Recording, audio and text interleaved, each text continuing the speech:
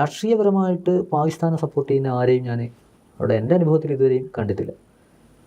പിന്നെ ഒറ്റപ്പെട്ട രൂപത്തിലൊക്കെ ചിലപ്പോൾ ഒരു ഇന്ത്യ വിരുദ്ധത സംസാരിക്കുന്നവരെ ചിലപ്പോഴൊക്കെ കാണാറുണ്ട്, ബന്ധപ്പെടാറുണ്ട്. പക്ഷേ അത് നമ്മൾ ശരിക്കും അവരോട് ഇരുന്ന് സംസാരിച്ച് കാര്യങ്ങൾ ബോധ്യപ്പെടുമ്പോൾ അവർ ശരിക്കും അത് ഉൾക്കൊണ്ട് മനസ്സിലാക്കുന്ന അവസ്ഥയും ഉണ്ടാകാറുണ്ട്.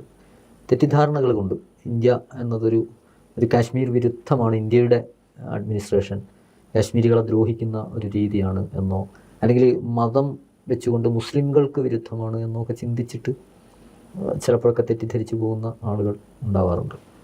അപ്പോൾ അത് ഈ കാശ്മീരിന് പുറത്തേക്കുള്ള ഒരു വിവരവും ബോധമൊന്നും ഇല്ലാത്തതുകൊണ്ട് സംഭവിക്കുന്നതാണ്. അപ്പോൾ നമ്മളൊക്കെ കേരളത്തിലെ മുസ്ലിമീങ്ങളായിട്ട് അവിടെ പോയിട്ട് നല്ല മുസ്ലിങ്ങളായി ജീവിക്കുകയും ഇന്ത്യ ബന്ധപ്പെട്ട വിഷയങ്ങളൊക്കെ നമ്മൾ സംസാരിക്കുകയൊക്കെ ചെയ്യുന്ന സമയത്ത് അവരൊക്കെ ഈ തെറ്റിദ്ധരിച്ചു പോയ ആളുകളൊക്കെ പലപ്പോഴും അത്ഭുതത്തോടു കൂടി ഇന്ത്യയുടെ ഇങ്ങേയറ്റമായ കേരളത്തിൽ മുസ്ലിമീങ്ങൾ ഇത്ര ഉഷാറിൽ ജീവിക്കുന്നുണ്ടോ, പ്രശ്നങ്ങളൊന്നും ഇല്ലാതെ ജീവിക്കുന്നുണ്ടോ എന്നൊക്കെ ഇങ്ങനെ അത്ഭുതത്തോടു കൂടി ചോദിക്കുന്ന ഘട്ടം ഉണ്ടായിട്ടുണ്ട് ആ ചെറിയ ശതമാനം ആളുകൾക്ക്. അപ്പോൾ നമുക്ക് മനസ്സിലാവുന്നത് അവർ മൊത്തത്തിൽ ഇന്ത്യയുടെ മറ്റു ഭാഗങ്ങളിൽ മുസ്ലിമീങ്ങളൊക്കെ ആകെ പ്രയാസത്തിലാണ്, കഷ്ടപ്പാടിലാണ് എന്നൊക്കെ ചിന്തിച്ചിട്ട് ആ നിലയ്ക്ക് ഇന്ത്യ ചെയ്യുന്നത് ശരിയല്ല എന്നൊക്കെയുള്ളൊരു വികാരം ഉണ്ടായിട്ടുള്ള ഒരു വിരുദ്ധത ചിലപ്പോഴൊക്കെ ചിലർ പ്രകടിപ്പിക്കാറുണ്ടായിരുന്നു.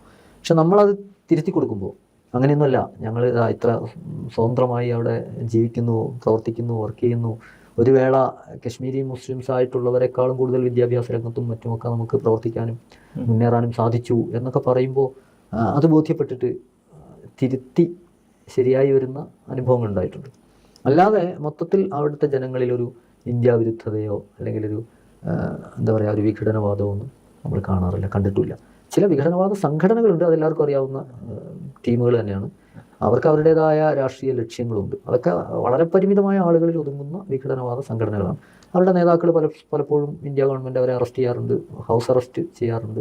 പല രീതിയിലും അവരെ ഗവൺമെൻറ് വേണ്ട രൂപത്തിൽ കൈകാര്യം ചെയ്തു പോകുന്നുണ്ട്. ഞാൻ പബ്ലിക്കിനെ കുറിച്ച് പറയുകയാണെങ്കിൽ ഒരു വികാരം, ദേശീയമായൊരു വികാരം അവരുടെ ഉള്ളിലുണ്ട് എന്ന് തന്നെയാണ് ശരി.